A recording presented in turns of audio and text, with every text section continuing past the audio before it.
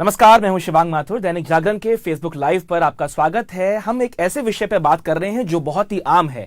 जी हां, हम बात कर रहे हैं आज मोटापे के ऊपर और इसके उपचार, इसके इलाज के बारे में। उससे पहले हम ये बात करें कि इसका उपचार क्या हो सकता है, हम ये बता दें कि हमारे देश में मोटापा एक ऐसी आम समस्या है जो हर घर में पाई जाती है। आमतौर पे जो परिवार के जन होते हैं उनको लगता है कि हमारा जो घर का सदस्य है वो हेल्दी है या वो खुश है या हमारे घर का जो घी है उसको ज्यादा लगता है। लेकिन कहीं ना कहीं मोटापा एक गंभीर बीमारी है जो समय रहते अगर उसका उपचार नहीं मिलता तो वो धीरे धीरे घर कर जाती है व्यक्ति के शरीर में। और उसका उपचार जो है वो देश में अब आराम से उपलब्ध है।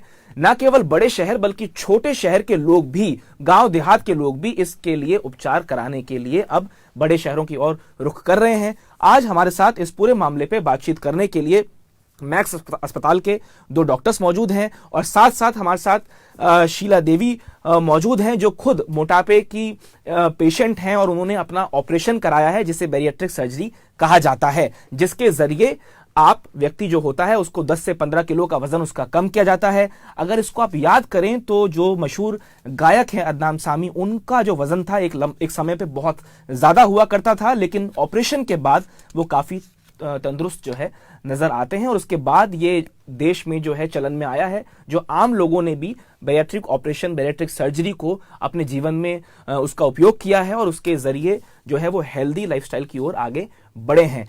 आपका तारुफ करा दें, हमारे साथ डॉक्टर अरुण भारद्वाज हैं, साथ साथ शर्मा साहब हैं। और उससे पहले मैं आपसे बात करूं शीला जी, मैं आपसे समझना चाहूँगा डॉक्टर साहब कि जब हम बात कर रहे हैं मोटापे की, तो मोटापा क्या बीमारी है या मोटापा एक हेल्दी लाइफस्टाइल है जिसे हम अपने घर में आमतौर पर देखते हैं तो लोग कहते हैं कि नहीं ये तो पीढ़ियों से चली आ रही है, इनके दादा भी मोटे थे, इनके पिताजी भी मोटे थे, इसलिए ये भी मोटे हैं। तो मोटापे को जब आपके पास कोई पेशेंट लेके आता है कि मैं बीमार हूं या मुझे इस वजह से दिक्कत होती है, तो उसको आप किस तरीके से ट्रीट करते हैं? पहले देखिए, एक बात तो ये बिल्कुल सही कही आपने कि मोटापा एक गंभीर समस्या है और उसकी तरफ से जागरूकता अब हमारे देश में बढ़ रही है। पहले ये माना जाता था कि तंदुरुस्त है, हट्टा कट्टा है, ठीक है। आज की डेट में हम ये भी देखते हैं कि इवन एडोलेसेंट में जब मोटा है तो लोगों को लगता है कि इसको दिक्कत हो सकती है। वो दिक्कत बहुत सारी चीजों में हो सकती है, जैसे हम देख रहे हैं कि मोटापे का डायरेक्ट लिंक अगर देखा जाए तो डायबिटीज, थायराइड, सांस की बीमारियां, स्लीप एपनिया से भी जुड़ा हुआ है। तो हम ये मान के चलते हैं कि एक मापदंड है हमारा, अगर मोटापे के साथ ये बीमारियां साथ में जुड़ी हुई हैं तो इसमें कोई दो राय नहीं है कि मोटापा एक बीमारी है। लेकिन अगर आपके मोटापा जिसको हम कहते हैं बीएमआई एक मापदंड है, बीएमआई के हिसाब के अगर वो नहीं है अनुरूप, तो डेफिनेटली बीमारी तो है लेकिन उसको कंट्रोल करने का तरीका अलग है। वैसे मरीज शायद ऑपरेशन के लायक अभी नहीं है। तो हमारा जो लक्ष्य इस समय रहता है उन मरीजों को चूज करना जिसमें मोटापे के साथ साथ एक तो वो जो हर तरह से फेल हो चुका है, खाने का डाइट फेल हो चुकी है, जिम फेल हो चुका है और वो एक इस स्तर पे पहुंच चुके हैं वो कर ही नहीं सकते हैं, वो एक्सरसाइज करे लायक ही नहीं रहे हैं क्योंकि मोटापा इतना बढ़ चुका है, उनका बीएमआई इतना बढ़ चुका है। दूसरा उनका डायरेक्ट लिंक है वो diabetes, blood pressure, heart diseases, thyroid और दूसरी गंभीर समस्याओं से भी जूझ रहे हैं। तो हमारा जो वो रहता है मेन उन पेशेंट्स की तरफ जाता रहता है। ठीक है, मोटापे की जब हम बात करते हैं, जो बात डॉक्टर साहब कह रहे हैं कि एक लेवल आता है उसके बाद आपको ऑपरेशन की तरफ जाना ही पड़ता है। जब आपका जिम फेल हो जाता है, आपकी खान पीने की जो डाइट होती है वो फेल हो जाती है। बैरिएट्रिक ऑपरेशन की जब हम बात करते हैं, जब सर्जरी की हम बात करते हैं, तो उससे क्या समझा जाए? डॉक्टर्स असल में जो मरीज होता है उसके शरीर से क्या निकालते हैं? वो फैट खत्म कर देते हैं या किस तरह की सर्जरी होती है? ये पहले आपको ये समझना जरूरी है कि बेरियाट्रिक सर्जरी एक प्लास्टिक सर्जरी के प्रोसीजर से अलग है। जैसे हम लाइपोसक्शन जैसे हम कहते हैं, जैसे आपने कहा कि फैट निकाला जाता है शरीर से, वो एक टेम्पररी सोल्यूशन होता है। बिकॉज उसमें क्या है, आपने शरीर की मेटाबॉलिज्म और सेट पॉइंट को चेंज नहीं किया है। तो दोबारा से क्या है, वही जो फैट है दोबारा धीरे धीरे पेशेंट गेन करने लगता है और 6 महीने साल भर में दोबारा से गेन कर लेता है। तो अब जो 5-7 किलो वजन जो आपको कम करना होता है, जैसे आप हम कहते हैं एक बॉडी मास इंडेक्स जिसका जिक्र डॉक्टर विश्वास ने भी किया था, अगर आपका बॉडी मास इंडेक्स कुछ वैल्यू के नीचे होता है तो उसमें आप फिर बेरियाट्रिक सर्जरी नहीं करते, तब आप बॉडी कंटूरिंग सर्जरीज जैसे कि लाइपोसक्शन और ये सारे करके आप बॉडी की शेप ले सकते हो, सो दैट कुछ लोगों के शॉर्ट टर्म गेन्स होते हैं कि शादी होती है उनको उस टाइम पे जरूरत होती है। पर बेरियाट्रिक सर्जरी का जो पर्पस होता है वो बेसिकली एक सस्टेन्ड वेट लॉस के जो लंबे समय तक वेट लॉस रहे और एक significant amount of weight loss. जब हम कह रहे हैं कि बॉडी मास इंडेक्स है तो उसमें लगभग आप ऐसा मान लो कि पेशेंट का जब अपने नॉर्मल वेट से 1.5 से 2 गुना ज्यादा वजन है तो इसमें कॉस्मेटिक प्रोसीजर्स जो है वो फेल हो जाते हैं। इन केसेस में जो है आपको बेरियाट्रिक सर्जरी करनी होती है और वेट लॉस के साथ साथ ये आपकी डायबिटीज, ब्लड प्रेशर, सांस की बीमारियां इन सब में हेल्प करती है उनको इंप्रूव करने के लिए। ऐसे पेशेंट्स को आप चूज करते हैं और ऐसे पेशेंट्स में आप फिर बेरियाट्रिक सर्जरी प्लान करते हैं। ठीक है, ये जो सर्जरी है इसकी केस स्टडी हमारे साथ मौजूद है। खुद शीला देवी हरियाणा से चल के आई हैं। करीब 20 दिन पहले इनका यही ऑपरेशन किया गया है और आपका बहुत बहुत स्वागत है जागरण में। आपसे हम शीला देवी जी जानना चाहते हैं कि आपका 20 दिन पहले सर्जरी किया गया है, आप कैसा महसूस कर रही हैं इस वक्त? ये ठीक करी थी, पहले चलने भी नहीं जाओ था, खाऊं थी खाट में लोटे थी, मैं 20 किले भी अंडर लग गई 2 दिन तक, पहले 10 किले अंडर थी ना करता बाप ने भी जाऊं थी। अच्छा, पहले आपसे चला फिरा भी नहीं जाता था? चला फिरा भी नहीं जाता, अब आपसे चला फिरा जा रहा है? हाँ, और महसूस भी सही हो रहा है, ऑपरेशन मेरा ठीक महसूस कर रही हैं? हाँ, कोई तो दिक्कत नहीं मैंने। तो आप सोनीपत की रहने वाली हैं? हाँ। तो आपको ये जानकारी कहाँ से मिली कि इस तरह का ऑपरेशन आप करवा सकती हैं? कोई डॉक्टर आवड़ा सोनीपत अस्पताल में सरकारी, उसकी कोई जानकारी होगी, कमलेश डॉक्टर ने है उड़ा गनौर, उन्होंने आपको बताया? हाँ। सोनीपत के अस्पताल के डॉक्टर ने आपको बताया? हाँ, ना उसका बेरा लग गया हुआ डॉक्टर था, और कमलेश डॉक्टर ने है गनौर की, उसने बताया, मैं उसके दिखाने गई थी। ठीक है, तो हाँ, आपके पास जब ये आई तो पहला आप लोगों का क्या रिएक्शन था? आप लोगों ने किस तरीके से इनको जांचा परखा? जो बेसिकली पहले हमारे पास आई तो पहले तो हमने जो फर्स्ट सेट पॉइंट होता है कि पहले तो आप वेट देखते, तो इनका वजन जिस टाइम पे हमने इनका ऑपरेशन प्लान किया था तब ये 116 किलो इनका वजन था। ठीक है, और जो बॉडी मास इंडेक्स जिसका हम जिक्र कर रहे हैं वो इनका 44 था। ठीक है, नॉर्मल इंसान का जो होता है वो 18 से 25 के बीच में होता है, तो आप समझ सकते हैं कि इनका ऑलमोस्ट डबल के आसपास था। और वजन जो इनका एक्सेस है लगभग इनकी हाइट के हिसाब से इनका वजन लगभग 60 से 70 किलो एक्सेस था। कितना वेट था इनका? इनका वेट 116 किलो था। 116 और साथ में इनको घुटनों की प्रॉब्लम थी कि चलना फिरना इनका काफी लिमिट हो गया था, और जैसे हम कहते हैं कि चलते फिरते जैसे सीढ़ियां चढ़ना उतरना, 4थी 5वीं सीढ़ी पे इनकी सांस फूलने लगती थी, तो ये दिक्कतें इनको घेरनी शुरू हो गई थी, इसलिए हमें दिखाने आए। तो उस टाइम पर जब हमने इनको देखा, हमने इनको समझाया कि ये चीज है, और आपके केस में आप बाकी चीज अगर ऑपरेशन नहीं प्लान करते हो, कि अपनी तरफ से कोशिश कर चुकी थी, घूमना फिरना, डाइट कम लेना, सारी चीजें, पर ये अपना वेट लॉस कर नहीं पा रही थी। 4-5 किलो कम होता था पर वो सस्टेन नहीं होता था, जैसे ही थोड़ा सा भी छूटता है फिर से उसी पॉइंट पे आ जाती थी। तब हमने फिर इनको वर्कअप करना शुरू किया, इनको जो है इनके टेस्ट कराए, बिकॉज इन सब पेशेंट्स में जरूरी है ये जानना कि इनके थोड़े से रिस्क फैक्टर्स होते हैं, तो वो रिस्क फैक्टर्स को कम से कम किया जाए, इसलिए हम पहले पेशेंट्स को पूरा अच्छे से वर्कअप किया जाता है। इनके ब्लड इन्वेस्टिगेशंस होते हैं, पेट का अल्ट्रासाउंड होता है, एंडोस्कोपी होती है, तो पेशेंट का रिस्क कम से कम करके जब पेशेंट हमें ये पता चलता है कि हाँ इसका रिस्क कम से कम है, पेशेंट लगभग ऑपरेशन के लिए फिट है, पूरी तरह से फिट तो कभी भी नहीं होंगे लेकिन लगभग ऑपरेशन के लिए फिट है, तभी हम आगे बढ़ते हैं। ठीक है, उससे पहले हम आगे बढ़े और इसके बारे में और विस्तार से चर्चा करें, बहुत सारे दर्शक हमारे साथ जुड़े हुए हैं। राजेंद्र कपूर हैं जो खुद जिनका वेट वो कह रहे हैं कि बहुत ज्यादा है, ओबीज हैं, और वो पूछ रहे हैं कि IVF is 15 to 20 is, I don't know ये क्या होता है IVF। उन्होंने लिखा है कि माई IVEF is 15 to 20 is bariatric possible. ये मुझे लगता है कि उनका मतलब है इजेक्शन फ्रैक्शन, जो हार्ट का जो बेसिकली हार्ट की पंपिंग कैपेसिटी होती है, हार्ट फंक्शनिंग 15 to 20। हाँ, तो वही चीज है, तो इजेक्शन फ्रैक्शन 15 to 20% है। इन केस में रिस्क फैक्टर काफी ज्यादा बढ़ जाता है। ठीक है, तो हमें वो चीज, इनको IVEF सिर्फ इजेक्शन फ्रैक्शन क्राइटेरिया नहीं होता, हम एक स्ट्रेस इको होता है जिसके अंदर आप बेसिकली पेशेंट के हार्ट को एक स्ट्रेस में डालते हैं दवाई द्वारा या ट्रेडमिल द्वारा, और उस स्ट्रेस इको में देखते हैं कि क्या पेशेंट का हार्ट वो स्ट्रेस सस्टेन कर सकता है। अगर वो करता है फिर हम एनेस्थीसिया की टीम को दिखाते हैं, हार्ट स्पेशलिस्ट से कंसल्ट करा के क्लियरेंस लेते हैं, जब वो कहते हैं कि हाँ रिस्क मिनिमम है और हम आगे बढ़ सकते हैं। इसीलिए मैं यहाँ पे ये चीज पे फोकस करना चाहूंगा कि ये जो सर्जरीज होती हैं ये हायर सेंटर में हो, जहां पर आपके पास एक पूरा टीम बैकअप हो, हार्ट स्पेशलिस्ट हो, एनेस्थीसिया टीम जो यूज्ड टू है ये करने में, सर्जिकल टीम जो यूज्ड टू है, और बाद में ICU बैकअप हो। तो जब ये सारी चीजें आपके पास मौजूद होती हैं तब आप इनको रिस्क असेसमेंट करते हैं। तो इनके केस में एडवाइस यही होगी कि इनको आके एक बार दिखाना होगा कि इनका रिस्क असेसमेंट हमें देखना होगा। अगर ये फिट हुए तो देन वील गो हेड, नहीं तो फिर हम खुद ही मना कर देते हैं कि आप सर्जरी का मत कंसिडर कीजिए। इसके बाद का जीवन कैसा होता है डॉक्टर साहब? सर्जरी के बाद क्या मतलब कोई खाने पीने पे कोई ध्यान रखना पड़ता है या कोई दवाइयां लंबे वक्त तक चलती हैं? देखिए बिल्कुल, सर्जरी एक पहला पड़ाव है, पर ये आखिरी पड़ाव नहीं है। जी। इसके बाद तो आपका नया जीवन शुरू होगा। आपको खाने पीने में, अपनी एक्सरसाइज में, वो सब आपको स्टेप बाय स्टेप करना पड़ेगा। पहले आप लिक्विड डाइट पे रहेंगे, फिर जैसे बच्चे को डाइट दी जाती है, घोट कर जैसे दिया जाता है, मिक्सी में घोट कर दे दिया, धीरे धीरे करके आप स्टेप बाय स्टेप बढ़ते हैं। तो क्योंकि इन सब ऑपरेशन के बाद आपकी जो खाने की जो क्षमता है वो कम हो जाती है। बेसिकली तो स्टार्ट वहीं से होता है कि आपको भूख भी कम लगेगी, और क्योंकि आपके स्टमक की कैपेसिटी वगैरह, अगर एक पर्टिकुलर सर्जरी में स्टमक की कैपेसिटी कम कर दी जाती है, तो आपको धीरे धीरे भूख भी कम लगने लगेगी आप, और थोड़ा खाने पे आपका मन शांत रहेगा। ठीक है, तो ये डेफिनेटली आपको लाइफस्टाइल चेंजेस तो मेंटेन करने ही पड़ेंगे। देखिए, कोई भी सर्जरी अगर आप चेंजेस नहीं लाएंगे तो अल्टीमेटली सक्सेस रेट उसका कम हो जाता है। तो मेन जो हमारा फोकस रहता है खाने पर, और दूसरा है आपकी एक्टिविटी। जैसे जैसे वजन कमे, आपकी एक्टिविटी बढ़ने लगेगी, और जैसे जैसे आपकी एक्टिविटी बढ़ेगी आपका वजन और घटेगा। तो ये आप ये मत सोचे कि मैंने अभी 2 हफ्ते कराया, 3 हफ्ते में मेरा वजन कम हो जाएगा। ये ग्रेजुअल प्रोसेस होती है। 6 महीने से लेके 1 साल तक हम इस पर टारगेट करते हैं कि धीरे धीरे आपका वजन इतना हो जाएगा कि आप एक देखने में एज वेल एज आपके काम करने की क्षमता, दोनों में आपकी बढ़ोतरी होगी। ठीक है, ये आप बताएं कि आपने कहा कि वजन 116 किलो था। ऑपरेशन के बाद जब आपका वजन नापा गया तो 108 के आसपास है, और अब जो है वजन आपका डॉक्टर्स के अनुसार 104 या 105 होना चाहिए।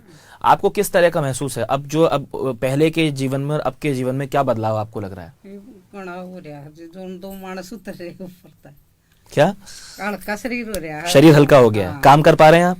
हाँ। और नींद काम भी नहीं लगे। और नींद जो आपको पहले ज्यादा आती थी या अब ठीक है उसके? ठीक है, पहले तुमको रहती मेरा तला मेल सी हूँ। तो आपको जब आप ये ऑपरेशन करने के लिए गए, आपको डर नहीं लगा? ना। आपको मन में कोई सवाल थे कि किस तरीके की चीजें होंगी मेरे साथ, या मेरे शरीर में क्या काटा पीटी की जाएगी? आपको कोई ऐसा मन में भय नहीं था? ना, कुछ नहीं था। आप चाहते थे कि मेरा तबीयत मेरी ठीक हो जाए वापस से? तो कब से आपको ये मोटापा हुआ? मतलब किस एज के, किस उम्र के साथ आपको ये लगने लगा कि अब मेरा वजन जो है वो सीमा के बाहर होता जा रहा है? ये 2 साल तो ज्यादा होता जा रहा था। बीते 2 सालों में ज्यादा हुआ है। हाँ। कोई और बीमारी भी है आपको? ना, और नहीं कोई। डायबिटीज या ब्लड प्रेशर कुछ इस तरह की? ना। थायराइड? इनके में अभी नहीं है, पर इनके परिवार में हिस्ट्री है। कई बार क्या होता है कि इनमें जब प्रेजेंटली भी नहीं होती ना, जैसे जैसे उम्र आगे बढ़ती है तो कई बार माता पिता में डायबिटीज की, ब्लड प्रेशर की दिक्कत फिर बाद में जाके उभरने लगती है। तो ये सर्जरी का एक ये रीजन और होता है करने का कि धीरे धीरे जैसे इनका वेट लॉस होगा ना, फ्यूचर में, भविष्य में जाकर डायबिटीज, ब्लड प्रेशर, सांस की तकलीफें, ये सारे होने के चांसेस बहुत कम हो जाते हैं, बहुत कम हो जाते हैं। क्योंकि इन सब ये चीजों का सबसे ज्यादा रिलेशन जो है वो मोटापे से है, और जैसे जैसे अगर ये मोटापा काबू में आ जाता है तो ये सारी चीजें कम हो जाती है। तो कई बार ऐसे पेशेंट्स में हम ये भी टारगेट करते हैं कि आगे जाकर जो दिक्कतें आने वाली हैं उन दिक्कतों को हम अभी दबा दें। ठीक है डॉक्टर साहब, एक सवाल आया है विनय कुमार राज का। वो पूछ रहे हैं कि मेरा वेट 91 है, हाइट 170, मेरा वेट 91 है, हाइट 170 है, एज 25 है, वजन कम कैसे होगा? इस केस में हमें एक बार देखना पड़ेगा, बिकॉज इनका जो देखा जाए मोटा मोटा हिसाब ये होता है कि अगर इनकी हाइट 170 सेंटीमीटर है जो इन्होंने लिखी हुई है, आप उसमें से 100 घटा दीजिए, ठीक है, तो इनका लगभग वजन होना चाहिए 70 किलो के आसपास, यानी इनका वजन 21 किलो ज्यादा है। 21 किलो ज्यादा है। तो इसमें हमें देखना पड़ेगा क्या ये बेरियाट्रिक सर्जरी से इनके पहले तो इनमें उसकी जरूरत है भी कि नहीं है। 10-20 किलो ऐसे ही कम नहीं हो सकता? तभी मैंने कहा, यही चीज मैं कह रहा हूँ, ये उसमें ये बेरियाट्रिक सर्जरी में फिट नहीं होंगे। इनको मैं नहीं एडवाइस करूंगा कि आप बेरियाट्रिक सर्जरी करो। ऐसे में हमारे पास जो है बेरियाट्रिक डाइटिशियन जो है अवेलेबल है हॉस्पिटल में, हर जो बड़े हॉस्पिटल है सब अस्पतालों में बेरियाट्रिक डाइटिशियन और ये अवेलेबल होते हैं, जो एक आपको प्रॉपर डाइट देते हैं और साइड बाय साइड, बिकॉज क्योंकि इनका 10-20 किलो ज्यादा एक्सेस वजन है, तो ये एक्सरसाइज, एक्टिविटी, स्विमिंग, जिम, इनसे जो है अचीव कर सकते हैं 10-12 किलो का वजन जो कम करना है। ठीक है, बट ये है कि अच्छी बात ये है कि अब ये जागरूक हुए हैं, इनको पता है कि मुझे कम करने की जरूरत है। वो पहला पड़ाव होता है। जैसे इनका है कि ये विश्वास के साथ आई थी, इनको विश्वास था कि हाँ मुझे कराना है, ना इनको डर लगा, ना इनके मन में भय था, ना चिंता थी। इनके दिमाग में ये था कि मुझे ये चीज करवानी है, मुझे इससे निजात पाना है। तो अगर आपके वो विश्वास आपने बना लिया है, वो दृढ़ संकल्प आपने बना लिया है, तो फिर सारी चीज सुलट सकती है। अवेयरनेस के बारे में हम डॉक्टर साहब बात करना चाहते हैं। हालांकि बहुत सारे लोग सवाल पूछ रहे हैं और सबका लगभग सवाल यही है कि मेरी हाइट ये है, वजन इतना है। हिंदुस्तान में जो मैंने बात करी कि स्टार्टिंग जिस बात से हमने की उसको हम फिर से बात करें कि जैसे ये सोनीपत से आई हैं, अवेयरनेस लेवल कितना है आपके पास? जो फुट स्टेप है इस तरह के पेशेंट्स का वो कितना है? मतलब कितने लोग आपके पास आते हैं मोटापे को लेके, खास तौर पे जो अपने मोटापे से परेशान हैं और उसको लेके कुछ करना भी चाहते हैं? देखिए, इसमें 2 तरह के मरीज हमारे पास आते हैं। एक जो कि शहर में रह रहे हैं और जो एक आसान तरीका ढूंढ रहे हैं वेट लॉस का। अनफॉर्चुनेटली मैं कहूंगा, जैसे कहा कि मेरी हाइट 170 है और मेरा वजन 80 किलो है या 85 किलो है, देखने में मैं ठीक नहीं लगता हूँ, बॉडी में जो मेहनत नहीं बना करते, वो लोग भी ज्यादातर आते हैं हमारे पास। अच्छा। तो हम उनको प्रॉपरली गाइड करके वापस भेज देते हैं। ठीक है। जो ज्यादातर पेशेंट हमारे पास आते हैं वो, जैसे इन्होंने कहा डॉक्टर के पास गई, अब इनको समस्याएं हैं कुछ, जैसे घुटने की समस्याएं हैं, वजन नहीं हो रहा, तो ज्यादातर वैसे मरीज हमें ये डॉक्टर लोग, जैसे डायबिटीज के डॉक्टर्स हैं या हार्ट के डॉक्टर्स हैं, उनके पास ऐसे मरीज आते हैं। उनको फिर ये बताया जाता है कि आपकी जो बेसलाइन जो प्रॉब्लम है वो मोटापा ही है, और अगर आप उसको कंट्रोल करेंगे तो ज्यादातर देखेंगे जो पेरिफेरी से जो लोग आते हैं वो बहुत ज्यादा मोटिवेटेड होते हैं, बिकॉज उनको अपनी, जैसे ये हैं शीला जी हैं, ये काफी मोटिवेटेड पेशेंट, देखिए खुश है। ये इनको जिनका मुझे डर नहीं लगा, बिकॉज उनको पता था, और ये मोटिवेटेड, उनको अपनी समस्या के बारे में भी पता था, और उनको डॉक्टर ने बड़े अच्छे से एक्सप्लेन किया था कि उनकी एक्सपेक्टेशन क्या होनी चाहिए ना। कुछ ज्यादा उनको ऐसा भी नहीं था कि उनको कुछ डराया गया हो या धमकाया गया, वो अपने आप से आई थी, उनको अपनी समस्या मालूम थी, उनको मालूम था ये समाधान है, उन्होंने समझ लिया, उनके लिए ये चैप्टर क्लोज हो गया। तो ऐसे मरीज बहुत अच्छे मरीज होते हैं, डॉक्टर के लिए ऐसे मरीज बहुत अच्छे होते हैं। लेकिन जैसे आपने कहा क्या लोग अपने आप से आते हैं, मैं ये कहूंगा बहुत ज्यादा तो नहीं आते, पर डेफिनेटली जागरूकता बढ़ रही है। और मैं ये भी कहना चाहूंगा ये जागरूकता हमारी मेडिकल फ्रेटर्निटी में भी बढ़ती है। जब वो बढ़ेगी तो वो ट्रिकल डाउन होकर मरीज तक पहुंचेगी। फिर जैसे मीडिया है, जब मीडिया में जो बातें हैं, जैसे आपने कहा अदनान सामी के बारे में बात किया, हमारे कुछ पॉलिटिशियन हैं, उन्होंने भी बैरियाट्रिक सर्जरी की है। जब ऐसी लोगों की खबर आती है तो जागरूकता ज्यादा बढ़ती है। जैसे आपने पहले विश्वास भी होता है कि ऐसा हो रहा है, और भारत में हो रहा है, दिल्ली में हो रहा है, यहाँ और हमारे घर के आसपास हो रहा है, लोग कर रहे हैं, कॉमनली कर रहे हैं। सो आई थिंक जब ये जागरूकता हमारे मेडिकल फील्ड में बढ़ेगी, मीडिया में बढ़ेगी, तो ये ट्रिकल डाउन होकर आम पॉपुलेशन में भी बढ़ेगी। फिजिशियंस जो है ये हमारे पास पेशेंट्स भेजते हैं इवेंचुअली, जब उनको ये पता चलता है कि हाँ भाई इस चीज को इंप्रूव करने के लिए इनका वेट लॉस होना जरूरी है, तो फिर उनके थ्रू भी हमारे पास पेशेंट्स आते हैं कई बार। ठीक है, अब इसके बात करें कॉम्प्लिकेशंस की। बहुत लोग हमको मिले जिन्होंने हमसे ये कहा कि हम चाहते थे कि हम ये सर्जरी करवा लें, बैरिएट्रिक सर्जरी करवा लें और पतले हो जाएं, लेकिन डॉक्टर्स ने उनको निराश करके वापस भेज दिया। डॉक्टर ने कहा नहीं, आपका ये लेवल ज्यादा है, आपका वो लेवल ज्यादा है। उसके बारे में हम चाहते हैं आप ब्रीफली बताएं कि क्या वो मापदंड हैं जो पास करने के बाद आप इस सर्जरी के को करवा सकते हैं। एक तो जैसे शुरुआती हम पहले ब्लड टेस्ट करवाते हैं, ठीक है, तो उन खून की जांच में जैसे थायराइड की जांच हो गई, और उसके अलावा जो routine blood test, complete blood count और ब्लड ग्रुपिंग, ये सारी चीजें होती है। किडनी फंक्शन टेस्ट, क्योंकि कई पेशेंट्स ऐसे होते हैं जो अनकंट्रोल डायबिटीज के मरीज होते हैं और उनकी किडनी में प्रॉब्लम होती है। तो कई लोगों का ये कि भाई किडनी के अगर जो फंक्शंस है उसका स्तर काफी खराब हो, तो ऐसे में क्या है, ये पुअर कैंडिडेट्स होते हैं सर्जरी कराने के लिए, कि ये बाद में इनकी रिकवरी अच्छी नहीं होती है। ठीक है, आगे जो है थायराइड अगर आपका कंट्रोल में नहीं है तो इन केसेस में बाद में रिकवरी में प्रॉब्लम आने का चांस रहता है। फिर एक हार्ट का चेकअप मैंडेटरी होता है, बिकॉज क्योंकि इतने वजन के साथ जो है हार्ट पे जोर ज्यादा रहता है, ऑपरेशन का टाइम जो होता है लगभग 1.5-2 घंटे का टाइम होता है, तो हार्ट का चेकअप होना और हार्ट की फिटनेस देखना जरूरी होता है। और एक जो हम कहते हैं पीएफटी करते हैं, जिससे हम बेसिकली फेफड़ों की जान जो है, फेफड़ों में कितनी ताकत है और फेफड़े कैसे हैं, वो भी किया जाता है। तो बेसिकली क्योंकि पेशेंट हाई रिस्क पेशेंट्स हैं, इसलिए आप ये सारी जांच करते हो। तो मैं यही कहना चाहूंगा, जो कई पेशेंट्स जो बेचारे आते हैं और वो निराश हो जाते हैं कि भाई आप फिट नहीं है, जब वो डॉक्टर कह रहा है तो डॉक्टर इसी कारण से कह रहा है कि वो चाहता है कि आपकी लाइफ सर्जरी के बाद बेहतर हो, ना कि आपकी लाइफ खराब हो। हम चाहते हैं कि हम आपकी जिंदगी को जो है बेहतर बनाए आगे। तो इसीलिए हम बेसिकली जब ये सारा पूरा वर्कअप करने के बाद ही हम एक तय कर पाते हैं कि क्या ये पेशेंट बेरियाट्रिक सर्जरी करवा सकता है और क्या इसे करवाने की जरूरत है। ठीक है, एक दर्शक हैं वो ये पूछ रहे हैं कि क्या ये एक आम आदमी अफोर्ड कर सकता है क्या इस सर्जरी को। देखिए, अफोर्डेबिलिटी मैं हमेशा मानूंगा जैसे जैसे सर्जरी कॉमन होती जाती है उसकी कॉस्ट धीरे धीरे कम होती जाती है। आज की तारीख में खर्चा क्या है इसका? आज की तारीख में आई थिंक ज्यादा मतलब कम से कम भी चाहिए तो 2.5-3 लाख के बीच में आप ये सर्जरी करा सकते हैं। और दूसरा है, बहुत सारी ये हम मानते हैं कि इंश्योरेंस कंपनी अभी इनको नहीं कवर करती है, पर भविष्य में जैसे अमेरिका वगैरह में जितनी भी मोटापे की सर्जरी जब आप डायबिटीज के मरीजों में या हार्ट के मरीजों में या करते हैं, जब ये माना जाएगा कि मोटापा एक अपने आप में एक बीमारी है, तो धीरे धीरे इंश्योरेंस कंपनी भी इसको कवर करने लगेंगी। बाहर विदेशों में कर रही हैं, हम उम्मीद करते हैं कि हिंदुस्तान में भी करेंगी। और जब करने लगेगी तो देखिए, सबसे पहला स्टेप तो है कि सरकार ने माना ये मोटापा है, हमारी जितनी भी सेंट्रल गवर्नमेंट हेल्थ स्कीम्स हैं, एमसीडी की हेल्थ स्कीम्स है, गवर्नमेंट इंश्योरेंस स्कीम्स हैं, उसने मोटापे को बीमारी मांगा है और ये उसमें कवर्ड है। तो हमारी दिल्ली में जितनी भी CGHS, ECHS या NDMC या MCD के वो पैनल सब कवर कर रहे हैं। बहुत सारी कंपनीज हैं वो फाइनेंस करती हैं, जिसमें आप जैसे लोन लेकर आप फाइनेंस करते हैं। अब हेल्थ इंश्योरेंस में काफ़ी सारे, हेल्थ इंश्योरेंस तो नहीं बोलूँगा, हेल्थ फाइनेंसिंग कंपनीज आ गई हैं जिसमें आप ये कर सकते हैं। तो देखिए जहाँ चाहा वहाँ रहा, तो वो कॉस्ट है, लेकिन उसको कम करने की हमारी भी कोशिश रहती है। और बाकी क्योंकि लोगों को ये भी समझना जरूरी है कि जैसे कई लोग होते हैं जो बेसिकली डायबिटीज, ब्लड प्रेशर सारी दवाइयां ले रहे हैं, और डायबिटीज बहुत सिग्निफिकेंटली इंप्रूव होती है। एक कारण है सर्जरी करना सिर्फ मोटापा नहीं होता है, डायबिटीज के कई मरीज हमारे पास ऐसे आते हैं जो बहुत ज्यादा इंसुलिन पे चल रहे होते हैं, तो उनका जो है जब आप सर्जरी कराते हो तो कई सिर्फ गोलियों पे आ जाते हैं और कईयों की डायबिटीज पूरी तरह से ठीक हो सकती है। तो आप ये समझो कि उनका जो हर महीने का दवाइयों का खर्चा है वो 10 से 20 हजार होता है।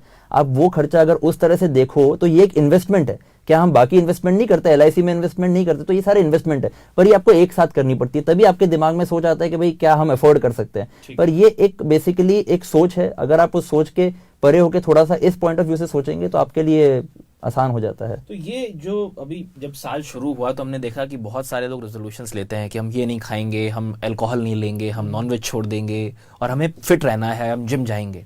इस तरह के कितने पेशेंट्स आपसे मिलते हैं जो अपनी बातें बताते हैं या शेयर करते हैं और फिर वो उनका 15-20 दिन चलता है, फिर वो रेजोल्यूशन टूट जाता है? नहीं, काफी ऐसे होते हैं। यहाँ पर ही नहीं, सिर्फ ऐसा ही नहीं कि एज अ डॉक्टर आप खुद भी जब अगर जिम जाते हो या आप कहीं जाते हो, आपको लोग ये मिलते रहते हैं और वो आपसे फ्रेंडली एडवाइस लेते रहते हैं, एंड 1-2-3 महीने तक जाते जाते धीरे धीरे रेजोल्यूशन टूट जाता है। 31 दिसंबर के टाइम पर हर इंसान को लगता है कि हाँ भाई मेरी फिजिक अच्छी होनी चाहिए, मेरा वजन कम होना चाहिए, हर इंसान वही सोचता है, बट समय आते आते वो चीज टूट जाती है। इसीलिए जो है बेसिकली आपको एक हेल्दी लाइफस्टाइल लेनी है, और वो ऐसा नहीं है कि वो साल के शुरुआत के 1-2 महीने के लिए। वो हेल्दी लाइफस्टाइल, हम लाइफस्टाइल इसलिए कहते हैं कि पूरी जिंदगी मेंटेन करनी है। अगर आप उस लाइफस्टाइल को मेंटेन करते हो, एक्सरसाइज करना, रूटीन करना और डाइट को मेंटेन करते हो, तो फिर हमारे जैसों की जरूरत ही नहीं पड़ेगी कभी। ठीक है, एक सवाल है प्रियंका गुप्ता का, वो पूछ रही हैं, is overweight related to secondary infertility? Absolutely. इसका थोड़ा इनको विस्तार से जवाब दे दीजिए। ये महिलाएं जी, बिल्कुल माना गया है। सबसे बड़ी बात यह कि एक पॉलीसिस्टिक ओवेरियन डिजीज होती है जो कि डायरेक्टली लिंक है ओबेसिटी से, ठीक है। और ये भी माना गया है कि सेकेंडरी फर्टिलिटी, हम कहते हैं कि मतलब प्राइमरी पहले बच्चे हो चुके हैं, सेकेंड बच्चा नहीं हो रहा है, तो ये तो इसमें बहुत डायरेक्ट लिंक है। ओबेसिटी इज डायरेक्टली लिंक, बहुत सारी इसमें स्टडीज हो चुकी हैं और ये भी देखा गया है कि वेट रिडक्शन के बाद फर्टिलिटी के चांसेस काफी ज्यादा इंप्रूव हो जाते हैं। कई पेशेंट्स बल्कि इस कारण से भी सर्जरी इसलिए आते हैं उनको, हाँ, कि उनको बेसिकली बच्चा नहीं हो रहा होता है या प्रेगनेंसी नहीं हो रही होती है, और खासकर जैसे सर ने बताया कि PCOD जो है, मतलब अंडाशय में छोटी छोटी गांठें होती हैं, तो उन बीमारियों में क्या है, क्योंकि वेट से डायरेक्टली रिलेटेड है, तो जब आप वेट लॉस होना शुरू होता है तो ये सारी चीजें रिवर्स होने लगती है और फर्टिलिटी के चांसेस बढ़ जाते हैं। तो डेफिनेटली जो इम्प्रूवमेंट है वो आता है, वजन लूज होने से आता है। ठीक है, बहुत सारे दर्शक ये सवाल पूछ रहे हैं कि आखिर जो मुख्य कारण है मोटापे का वो क्या है? कोई फिक्स कारण होते हैं या लाइफस्टाइल में जो चेंजेस आपके आते हैं उसकी वजह से भी मोटापा आपके शरीर में ज्यादा बढ़ता है?